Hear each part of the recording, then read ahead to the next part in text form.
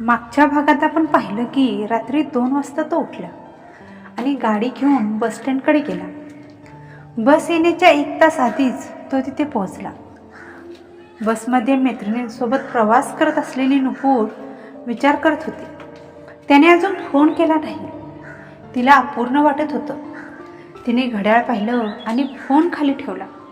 आता तो झोपला असेल, त्रास नको, समोर जाऊन बोलते असं ठरवून तिने कॉल केला नाही. सकाळी सुमारे 3 वाजता बस कोल्हापूरला पोचली. दोघींनी आपलं सामान उतरवलं.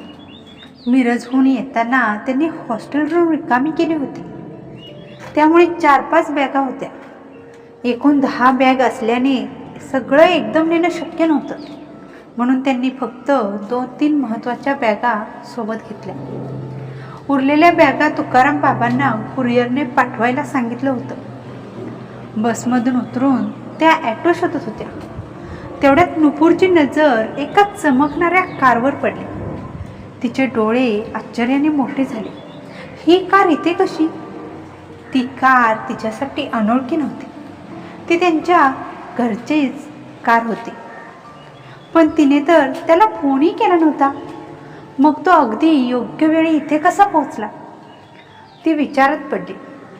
तोपर्यंत कारचं दार उघडलं आणि त्यातून एकदम बॉलिवूड हिरोसारखा दिसणारा व्यक्ती उतरला.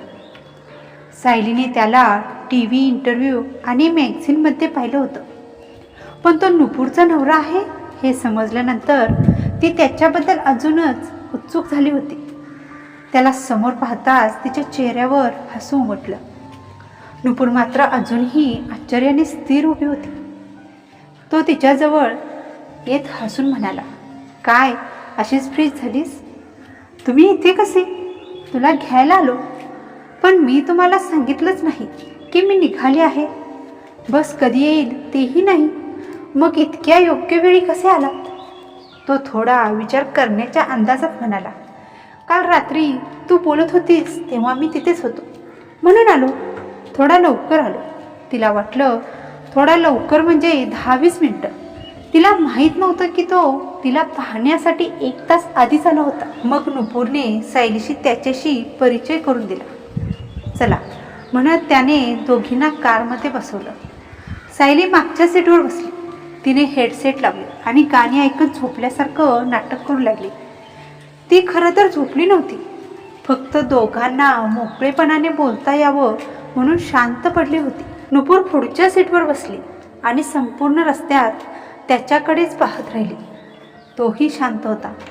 दोघांमध्ये शांतता होती, पण मनातील रिकामेपण नाहीसं झालं होतं. दोघांच्या मनाला शांततेचा अनुभव येत होता.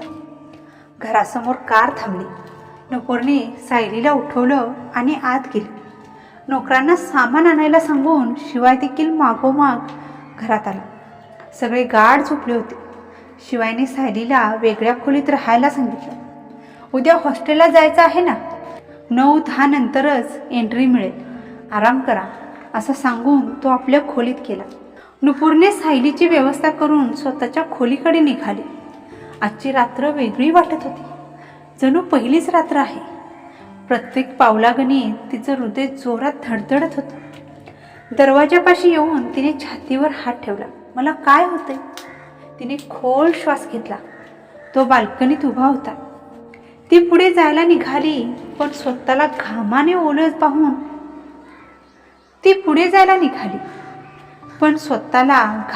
ओलं पाहून आधी आंघोळ करायचं ठरवलं. ती आंघोळ करून त्याला आवडणारी नाईटी घालून आली. आरशात पाहताना तिला टेडी बेअरची आठवण झाली आणि ती लाजली. ती बाहेर येताच अचानक कोणीतरी तिला जोरात ओढून आपल्या मिठीत घेतलं. क्षणभर ती घाबरली, पण लगेच ओळखलं. तो तिचा नवरा होता. शिवायच्या नजरा तिच्यावर खिळल्या होत्या. ती आणखी लाजली. आंघोळीनंतर तिच्या केसांमधून पाणी टपकत होतं. दोघे खूप जवळ उभे होते. 4 डोळे एकमेकात गुंतले. शब्दांची गरज उरली नाही. आणि पुढच्या क्षणी शिवायने काहीतरी असं केलं की नुपूर श्वास घ्यायलाही विसरली. तो तिला आपल्या आत सामावून घेत होता. दोघांच्या मध्ये हवेलाही जागा उरली नव्हती. तिच्या डोळ्यात पाहत तो म्हणाला, त्या दिवशी फोनवर काय म्हणाली होतीस? त्याने हलकेच भुवया उंचावत विचारले. आत्तापर्यंत त्याच्या स्पर्शात अडकलेली ती त्याच्या प्रश्नांवर अनोळखीपणे त्याच्याकडे पाहू लागली. इतकी सुंदर बायको जवळ ठेवून मी उलटा झोपून राहतोय, हेच म्हणाली होतीस ना? त्याच्या डोळ्यातील भावना आणि आवाजातील बदल ऐकून तिच्या अंगावर शहारे आले. त्याच्या नजरेच्या खोलीत हरवून तिची जीभ टाळ्याला चिकटली. इतकं बोलतानाच तिचा श्वास वेगाने चालू लागला. तिच्या बेचैनीला स्वतःच सामावून घेत शिवाय आता आपल्या भावनांच्या टोकाला पोहोचला होता. ती तर फक्त गंमत होती, ती हळू आवाजात म्हणाली. पण मी ते गंभीरपणे घेतलं. मग वाटलं खरंच मी तुला फक्त छळत होतो. आता तू स्वतःच सांगितलं आहेस तर मी तसाच राहिलो तर बरोबर होणार नाही ना? त्याने हलक्या भुवया उंचावत म्हटलं. त्याचा हेतू समजताच ती घाबरली. मी तर तसंच काहीही बोलले. तुम्ही इतकं सिरियस घेऊ नका, मला खूप झोप येते, बसमध्ये नीट झोप झाली नाही, असं म्हणत ती त्याला हलकं दूर करण्याचा प्रयत्न करू लागली. पण तिला 1 इंचही हलवणं अशक्य होतं. तिच्या या प्रयत्नांवर तो हसला आणि तिला अजून जवळ ओढलं. तुला माहिती आहे, मी तुला खूप मिस केलं. मी पण तुम्हाला खूप मिस केलं. आपण दोघात कोण जास्त मिस केलं ते बघूया, त्याने तिच्या डोळ्यात पाहत विचारलं. तिने हलकं मान डोलावली. पुढच्या क्षणी तिच्या ओठांतून बाहेर पडणारा प्रत्येक शब्द त्याने स्वतःच सामावून घेतला. एकमेकांपासून लांब राहिल्यानंतरचा हा त्यांचा पहिला किस होता. दोघांसाठी तो अमृतासारखा होता. तिच्या स्पर्शाने तो मधोर झाला आणि त्याच्या किसने तिच्या अंगाचा प्रत्येक रोम शहारला. तिच्या बोटांनी त्याचे केस पकडले आणि त्याचा स्पर्श तिच्या पाठीवर सरकू लागला. त्याच्या हातांनी तिच्या कमरेला घट्ट पकडलं. काही वेळानंतर ती त्याच्या छातीवर डोकं ठेवून शांत झाली. त्याने तिला उचलून बेडवर नेलं आणि तिच्या बाजूला झोपला. जर असंच पाहत राहिलीस तर मी पुन्हा तुझ्यावर झडप घालेन, तो हलकेच म्हणाला. तुमचा चेहरा थकलेला दिसतोय.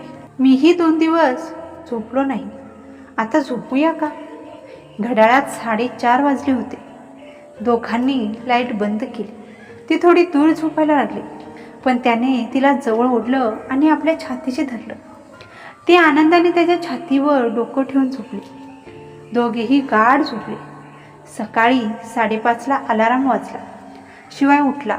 ती त्याची शर्ट पकडून झोपली होती. तिच्याकडे पाहून तो हसला. त्याच्या ओठांवर काल रात्रीचे निशाण होते.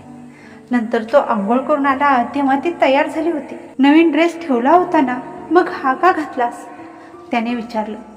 ती म्हणाली, सगळं तुमच्यामुळे झालं. मी काय केलं? काल रात्री माझी कंबर इतकी दाबली, इतकी लाल झाली आहे. तो हसला. ठीक आहे, औषध लावतो. तो तिच्या कमरेवर मलम लावू लागला. तिचा श्वास वेगाने चालू झाला. ते दोघे पुन्हा भावनांमध्ये हरवले. तेवढ्यात फोन वाजला. ती उठून जात असताना तिने झटपट त्याच्या ओठांवर हलकं किस केलं आणि म्हणाली, ज्याने दुखावलं त्यानेच मलम लावायचं. खाली सगळे जेवायला बसले होते. दोघे खाली आले. चेहऱ्यावर हलकी लाज होती. ती मिरजमधील सगळ्या गोष्टी सांगू लागली. मधून मधून दोघांच्या नजरा भिडत होत्या. नंतर तिने सायलीला बोलावलं आणि दोघी मागे बसून हसत खेळत कॉलेजकडे निघाले. शांतपणे आरशातून तिला पाहत तिच्या हालचालींचं निरीक्षण करत हलक्या स्मितासह शिवाय गाडी चालवत होता. मध्ये मध्ये तो तिच्या प्रश्नांना उत्तरही देत होता. कार कॉलेजमध्ये पोचल्यावर तिघे उतरले आणि प्रिन्सिपल ऑफिसकडे गेले. तिथे आधीच काही लोक वाट पाहत होते. नुपूर आणि सायली जाऊन वेटिंग चेअरवर बसल्या. थोडा वेळ उभं राहिल्यानंतर शिवाय तिच्या नजरेतील भावना समजून तिच्या बाजूला जाऊन बसला. ही पहिलीच वेळ होती की तो अशा प्रकारे कोणाची वाट पाहत होता. ती शांतपणे बसून आहे हे पाहूनही त्याच्यासाठी हे सगळं नवीन होतं. बाहेर आलेल्या शिपायाने त्याला पाहिलं आणि घाबरून आत धावत गेला. त्याने प्रिन्सिपलच्या कानात काहीतरी सांगितलं.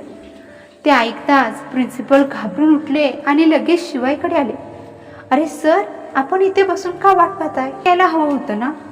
नुपूरने प्रश्नार्थक नजरेने शिवायकडे पाहिलं. त्याने हलक्या स्मितासह भिंतीवरच्या बोर्डकडे इशारा केला.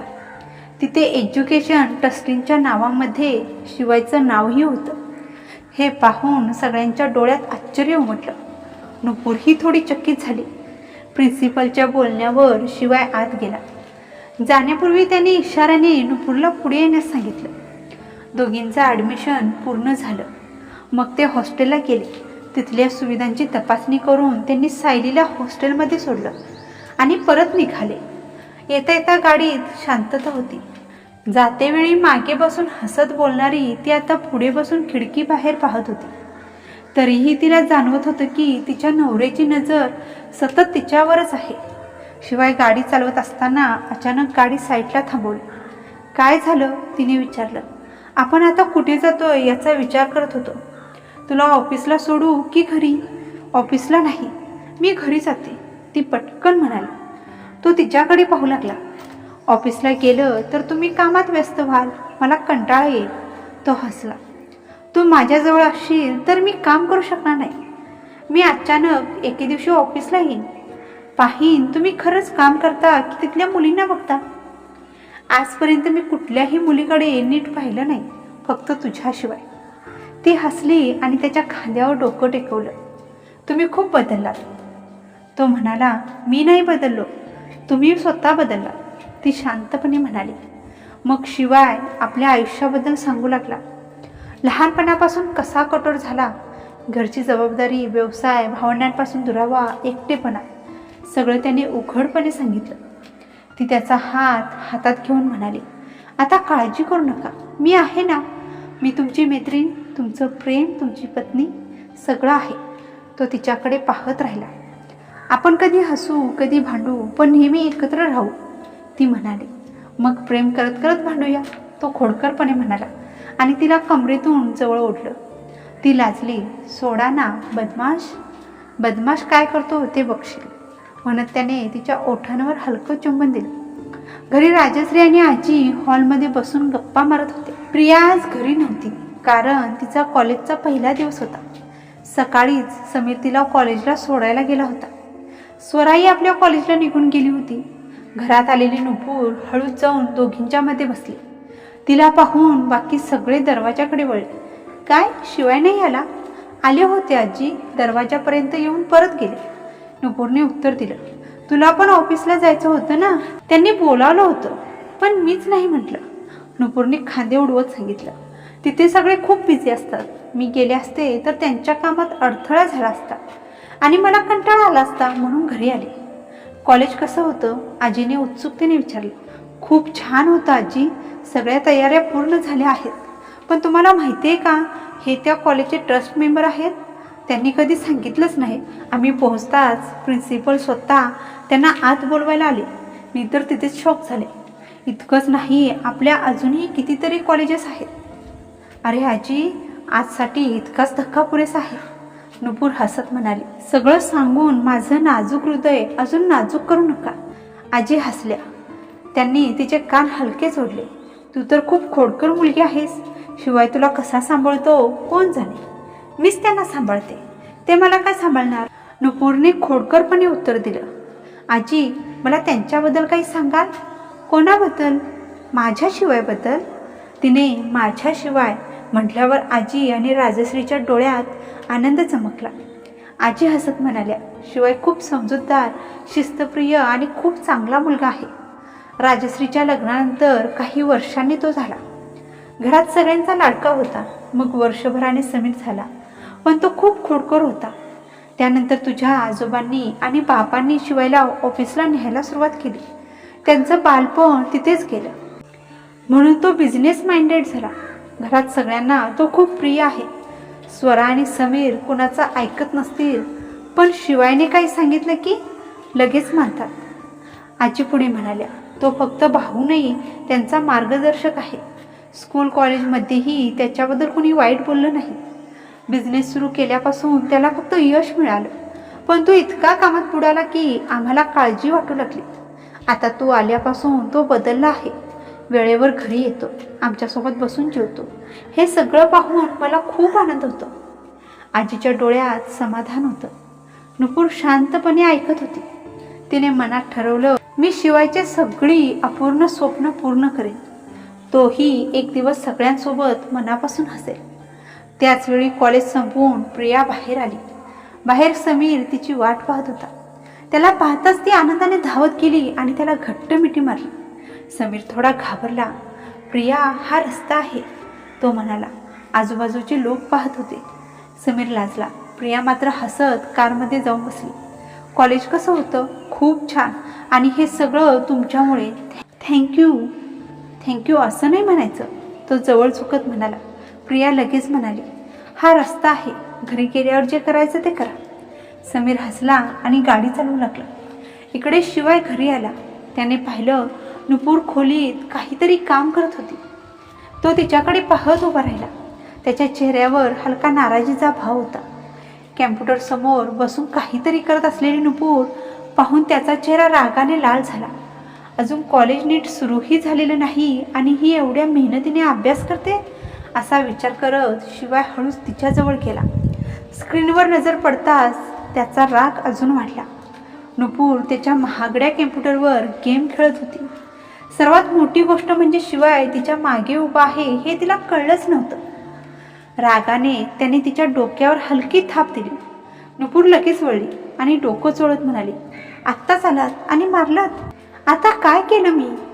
तू इथे काय करतेस? दिसत नाही का? गेम खेळते. गेम खेळायला तुला माझाच कॅम्प्युटर मिळाला? तुला माहीत आहे का हा किती महाग आहे? यात किती महत्त्वाच्या फाईल्स आहेत? नुपूर रुसून म्हणाली, माझ्या फोनची बॅटरी संपली होती म्हणून गेम खेळला. मी काही नवीन ॲप डाउनलोड केला नाही. आधीपासून असलेलाच गेम खेळत होते आणि मी आधी तुम्हाला विचारणार होते, पण तुम्हाला तर ओरडायचंच आहे. शिवायने पुन्हा हलकी थाप दिली. नुपूरच्या डोळ्यात पाणी आलं. तुम्हीच म्हणत होतात ना तुमचं सगळं माझं आहे आणि आता त्यावर रागवता? मला काही नको, तुमचं सगळं तुमच्याकडे ठेवा, असं म्हणत ती खाली निघून गेली. शिवायला लगेच आपली चूक कळली. तोही खाली गेला. नुपूर राजश्रीच्या मांडीवर डोकं ठेवून बसली होती. तेवढ्यात स्वरा आली. वहिनी, तुम्ही रडताय का? नुपूरने ओठ पुटपुटत म्हटलं. तुमच्या भावाची चूक आहे, त्यांनी मला मारलं. सगळे चकित झाले. शिवाय म्हणाला, मी मारलं नाही, खोटं बोलू नका. 2दा मारलं, नुपूर म्हणाली. सगळ्यांच्या चेहऱ्यावर हलकं हसू आलं. राजश्रीने शिवायला समजावलं, असं मारायचं नसतं, प्रेमाने समजवायचं. नुपूर हसली आणि राजश्रीला मिठी मारली. तेवढ्यात शिवायचे बाबा आले. मी दोन्ही सुनांसाठी गिफ्ट आणलं आहे म्हणत त्यांनी 2 गिफ्ट दिले. त्यात लग्नाचा अल्बम होता. सगळे फोटो पाहू लागले. नुपूरने एक फोटो दाखवत म्हटलं, पहा, यात तुम्ही किती छान दिसताय. शिवाय तिच्याकडेच पाहत होता. ती लाजली. दोघे फोटो पाहत बसले. एका फोटोमध्ये शिवाय तिच्या भांगात कुंकू भरत होता. हा फोटो किती सुंदर आहे, दोघे एकत्र म्हणाले. नुपूर म्हणाली, थांबा, मी फोन आणते, सेव्ह करूया. शिवायने लगेच फोटो क्लिक केला. तेवढ्यात एक पोलीस वर्दीतला तरुण घरात आला. मला नुपूरला भेटायचं आहे, तो म्हणाला. प्रिया बाहेर आली. हे माझे मोठे भाऊ आहेत, ती म्हणाली. राकेश बसला. नुपूर मात्र नाराजीने बसली. काय झालं? माझ्यावर रागावली आहेस? तो तिला समजावू लागला. नुपूर अजूनही रागात होती. राकेशने चॉकलेट काढली. ती लगेच खुश झाली. ही सगळी माझी, ती म्हणाली. सगळे हसू लागले. राकेशने 2 गिफ्ट बॉक्स काढले. लग्नाला येऊ शकलो नाही म्हणून काहीतरी आणलं, तो म्हणाला. पुढे काय होणार आहे हे आपण बघणार आहोत पुढच्या भागात. आजचा भाग तुम्हाला कसा वाटला आहे कमेंट करून सांगायला विसरू नका. आणि चॅनलवर जर नवीन असाल तर सबस्क्राईब सुद्धा करा. भेटूया पुढच्या भागात. तोपर्यंत धन्यवाद.